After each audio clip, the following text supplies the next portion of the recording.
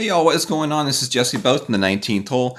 I got the rookie refresh for you all here for the upcoming St. Patrick's Day tournament. What I did was I took these holes from the past tournaments, past playthroughs, put them together, hopefully to help serve as kind of a refresher as far as how these holes can be played and what to expect moving forward in practice and in the tournament on Monday. So we're starting out with hole number 1 here. This is a par 3. Definitely a very tough par 3 to start out this tournament with, in my opinion. In the rookie, we'll be playing with plus 15%, downhill elevation for the first shot. Club-wise, go with the Goliath or the backbone, whichever one you so choose. We want to go with at least 4 bars of left spin and then backspin depending on what kind of wind we have. With a tailwind, I went with 2 backspin. I would suggest maybe 1.5 backspin with a tailwind, but definitely, practice out, figure out what spins work best for you.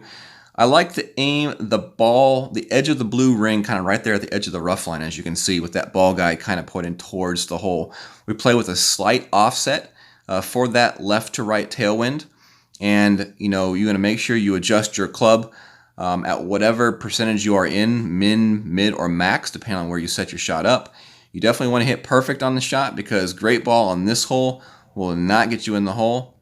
So as you see, a little bit more off that backspin, and a perfect ball would have given me a really good chance at that shot. All right, we got hole number 2 here coming up, par 4, and this is a hole I think we can kind of dial in to possibly get the eagle on. So I'm going to be playing this shot to the left side here in the rookie, and off the tee box we'll play with a plus 10% elevation for our drive. Ball-wise, you want to probably go with a katana or even a Titan ball here. You want to go with a driver that has you a lot of distance because you want to get the ball down this fairway. These fairways do kind of slope off to the left and to the right, so it's very important to go down the middle of the fairway here. So accuracy and precision is key.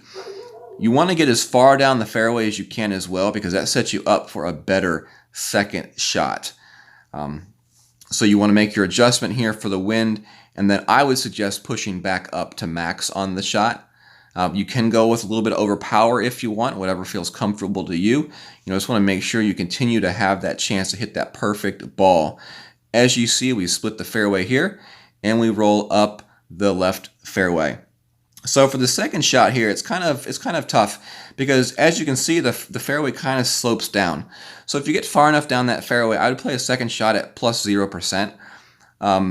The place that I'm at is a little bit farther up the fairway, so I kind of feel like I'm a little bit higher up than if I had gone farther down the fairway. So for that reason, I play this shot at plus 10% from that location, but definitely you got to make a judgment call on that as far as how far you are or aren't down that fairway. Couple bars of backspin. Playing this shot pretty much right at the edge of the cup. Going to bounce this one off the fringe, and we are playing this one at plus 10% from the location that we were at. Remember, if you're farther down that fairway, then you possibly could be playing 0%. Hit this one great to the right, but it's going to come in nicely. It hits the bounce location where we aimed. It came in just right of the hole, so perfect shot right there. Definitely gives you a chance to drop it. All right, hole number 3, par 5. This hole right here is kind of not very fun. It's kind of a boring hole, but it can get you into trouble. So off the tee box, we're playing plus 10% downhill. I choose to play with the quarterback here. I feel like its accuracy is just so good on this hole that it's hard to pass up. I'm going to actually play my shot a little bit into overpower because I see that I have the distance to be able to play overpower without risking going too far into that rough. I think with the extra mile, you can play with that club as well, but you want to be careful on the amount of topspin you use and overpower you use, because if you do mess up and you kind of, predict it incorrectly, you may roll through this fairway into the rough, and then you're really going to be screwed for this hole in your next shot. So for the second shot here, I chose the big dog. You definitely need a very long wood club for this next shot. You're going to bounce the shot off the little pad here that you see. We're going to go with right spin, and we're going to go with, like I said, minus 10%, 1 bar of topspin. We kind of aim that ball guide into the middle of that fairway between the rough and the green right there. And then we're going to make our adjustment for our wind, as you can see, and then push back up to max. We're going to add a little bit of curl to this shot, trying to direct this ball towards the pin. And as you're going to see, we come in really, really close. I would definitely recommend a Titan ball on this hole. Not as much for the drive, but for the second shot that you will play on this hole. So more yardage out of your ball definitely will help you here. All right, hole 4, par 3. This is a par 3 in the rookie that we should all be dialing in. We're going to be playing plus 10% from the front tee, and I would highly recommend a rough bump here. So yes, the rough bump either with your Viper or your Sniper. If you choose to play the shot with a Viper, remember, ball guide is not as developed, so you don't want that ball guide going all the way to the hole. You want to go about halfway between the fringe and the cup, and that'll be a good distance for your ball guide as far as how much topspin to use on the shot. So we make our adjustment right here, plus 10% for this shot, and it's just very important to hit this one straight. If we get a side wind like we have right here, it's going to be a very big time ace hole in my opinion. We hit that one nicely and we had the line perfectly. We just came up just a little bit short, but you can kind of see how to play the hole, and hopefully you can get that one to drop come tournament time. All right, hole 5 here is a par 4, and I'm going to be playing the shot to the left side. You can play the shot to the right side and bounce over the water to that next fairway. But I chose to play the shot to the left side here just because of the left to right tailwind. I kind of felt like it played a little bit better to this shot. So we're playing our shot over the rough line right there. We'll play this drive at plus 10% for being downhill on the drive. We make our distance is max club, and I did not push up here at all on this one. This is another hole where you want to be careful with the topspin you use. Because with a great left, you could possibly go into that bunker.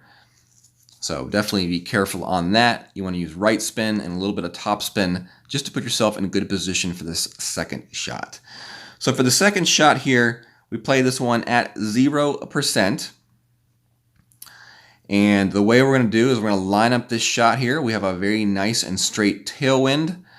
I'm not going to use any spin on this shot. If you want to use spin on this shot, I would recommend, probably, 2 rings of backspin and aim it about 1 square short of the hole. We're playing no spin here on this shot. And what we're going to do here is we're going to make our adjustment here for our club. Figure out where you're at club-wise. Are you min? Are you mid? Are you max? Maybe you're in between mid and mid. Definitely figure out what adjustment you are at for your club. Get your settings correct and drop that eagle here on this hole. This is definitely going to be a big time eagle hole in the tournament, and one that you need to start dropping. This definitely could be a hole where you dial in your yardage numbers for the club percentage for sure. Hole number 6, par 5. We're going to show you 2 ways of playing this one to the right side and one to the left side. I'm playing this one with the extra mile, but this is definitely a hole where you can use the big topper. Oh, okay, I changed to the big topper. Good boy, good boy. All right, so big topper here, max topspin. You're going to be going right through that gap. This is a dangerous shot, especially with the big topper. The big topper is a club without much accuracy, so you want to be very accurate on this shot. I go with a Titan ball on this hole, and I think that's a good ball choice for this hole.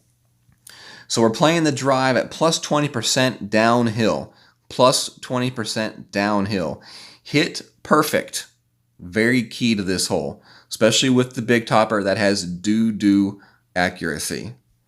As you see, we get very far down the fairway, and we're going to set ourselves up for a chance at the rough bump. So if you don't want to play with the big topper and you want to play with your extra mile, do not take the Viper. Bring your big dog, because you're going to need a lot more distance on your second club if you don't play with the big topper and get down the fairway as far as I did.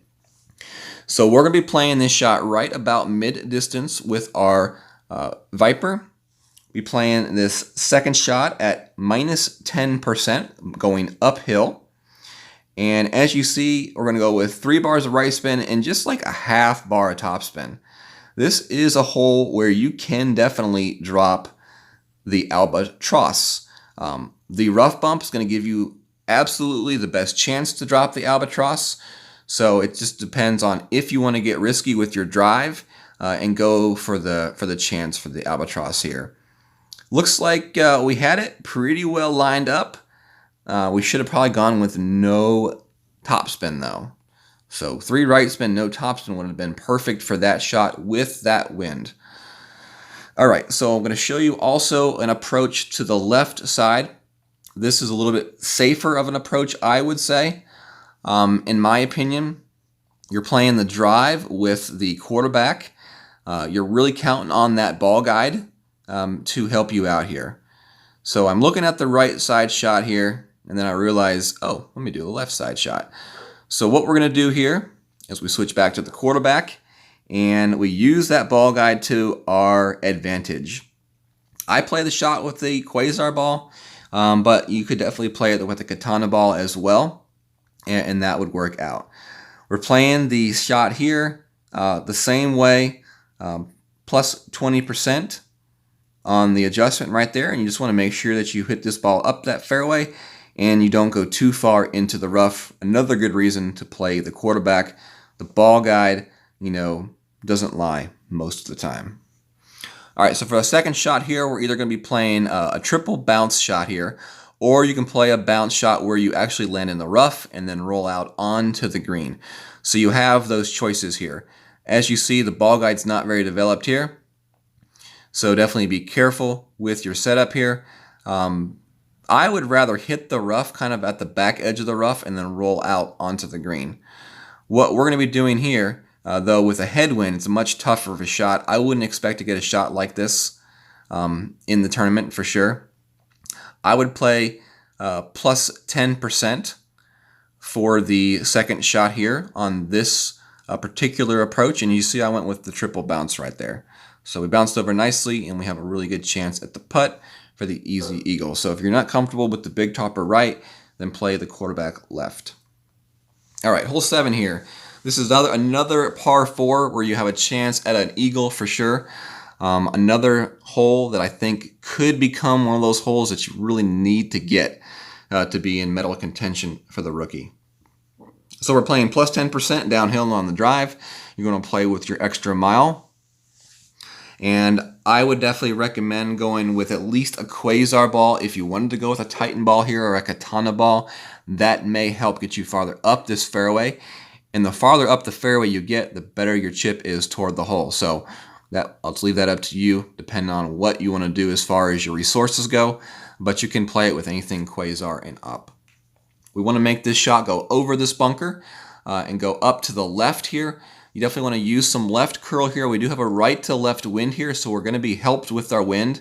If you don't have this same type of wind, this is going to be a much tougher shot, and for that reason, then you may want to use a ball with more side spin left to help get that ball farther left on the fairway.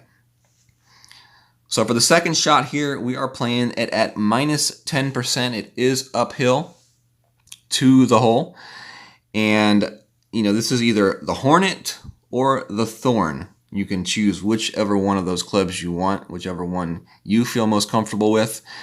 This is a shot that we'll be playing kind of off the fairway or off the fringe. It's always important to find what club distance you are at. So we're playing this one probably about 25% is what I ended up playing this one at. I went with 1 backspin here. I should have gone with probably 2 backspin here, but is what it is. Usually somewhere between 1 to 2 bars of backspin is the best way to play a Thorn. I tend to more err on the side of 2 backspin. But as you can see, we hit this one and it just came in way too hot. So 2 backspin would have been much better here on this hole. Or if you want to go with 1 backspin or less, just make sure to offset that ball a lot farther back, before the hole. You can maybe land the shot on the fairway and go for a no-spin shot. And that would work as well. So we're going to do the same shot here again. This time we're playing it almost at min distance. And I'm going to show you what it looks like with no spin. So I'd probably say that's closer to like 15, 10%. maybe 15, 10% club right there on the shot, and not just complete min. But as you can see, we went with no spin this time, but we did drop our shot in ball guide farther back, bounced it off the fairway instead of the fringe. We hit great left. Unfortunate, because I feel like this was a much better roll that time. And if we had hit perfect, we definitely would have sunk that shot.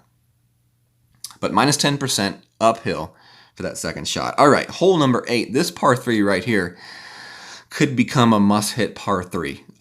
In the past, this has always been a hole that is required to be dropped.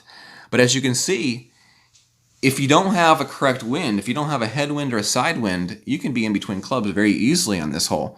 So we're going to have to see what kind of wind we have for this hole.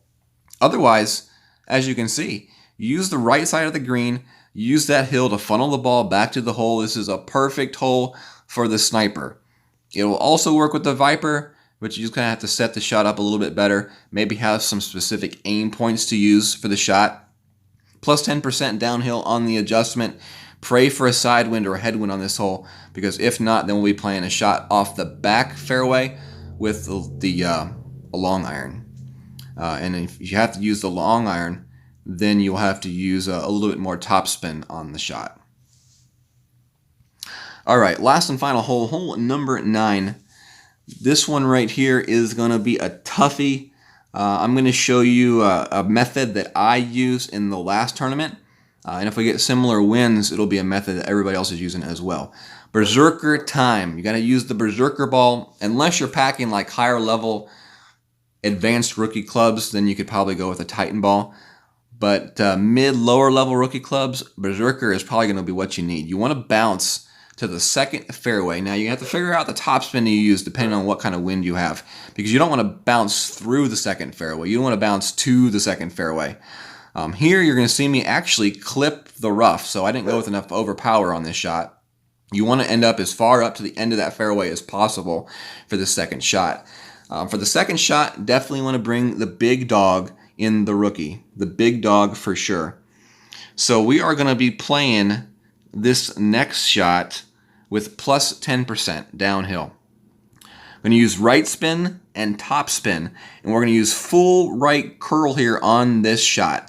You have to use a good amount of overpower, and you want to try to hit it perfect. I don't hit it perfect. Because I did not hit it perfect, you're going to see it cost me.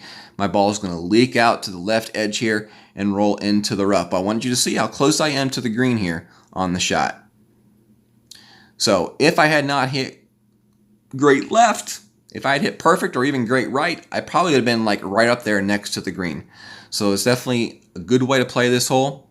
But as you can see, it's still not completely a lost cause playing it from that rough. Razor time, drop the nice eagle. And with wins like that, I believe this will become a must eagle hole for you come tournament time. So if you aren't able to go to that second fairway, what you're going to want to do is lay up your shot on that first fairway at the end, and then you're going to bounce your shot to that third fairway, and you'll play a third shot sniper or Viper to the hole. Much tougher way to play the hole and try to get the eagle, but definitely still doable. All right, y'all, take care. Have a great day. God bless. Good luck practicing this weekend.